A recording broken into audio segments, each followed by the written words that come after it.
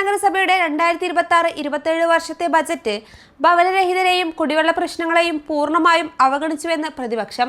ബജറ്റിലെ ഗുരുതരമായ പാളിച്ചകൾ ചൂണ്ടിക്കാട്ടി പ്രതിപക്ഷാംഗങ്ങൾ മഞ്ചേരിയിൽ വാർത്താ സമ്മേളനം നടത്തി. ബഡ്ജറ്റ് അവതരിപ്പിച്ച് ഇന്നതിൻ്റെ ചർച്ച പൂർത്തീകരിക്കാനുണ്ടായത്. പ്രസംഗങ്ങളും വാഗ്ദാനങ്ങളും മാത്രമാണ് ബഡ്ജറ്റിൽ അകത്തുള്ളത്. എല്ലാ കൊല്ലവും ബഡ്ജറ്റിനകത്ത് വരുന്ന കാര്യങ്ങൾ തന്നെ വീണ്ടും ആവർത്തിച്ച് പ്രഖ്യാപിക്കുന്ന ഒരവസ്ഥയുണ്ടായത്.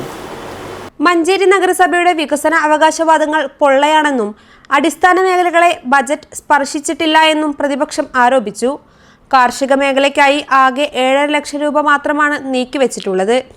ഭവന ഭൂരഹിതരായ ആളുകൾക്ക് വീടും സ്ഥലവും നൽകാൻ ബജറ്റിൽ യാതൊരു തുകയും വകയിരുത്തിയിട്ടില്ല. 100 കോടി ചെലവിൽ വിഭാവനം ചെയ്യുന്ന അർബൻ സ്ക്വയറിന് പ്രാഥമികമായി വേണ്ട സ്ഥലമേറ്റെടുപ്പിന് പോലും ഫണ്ട് അനുവദിച്ചിട്ടില്ലെന്നും പ്രതിപക്ഷം കുറ്റപ്പെടുത്തി. KSRTC ഡിപ്പോ, മലിനീകരണ സംസ്കരണ പ്ലാന്റ് എന്നിവയ്ക്കായി സ്ഥലം അനുവദിക്കാനോ തുക കണ്ടെത്താനോ ബജറ്റിൽ നിർദ്ദേശമില്ല. തെരുവുനായ ശല്യം പരിഹരിക്കാനുള്ള ഷെൽട്ടറുകൾ ഉൾപ്പെടെയുള്ള സംവിധാനങ്ങൾ ഒരുക്കുന്നതിൽ നഗരസഭ പരാജയപ്പെട്ടതായും പ്രതിപക്ഷം ആരോപിച്ചു. വാർത്താ സമ്മേളനത്തിൽ പ്രതിപക്ഷ നേതാവ് M. Nisar Ali, PP. Abdul Rahman Bapputty, VK സുന്ദരൻ, KC ഉണ്ണികൃഷ്ണൻ എന്നിവർ പങ്കെടുത്തു. News bureau, Manjeri.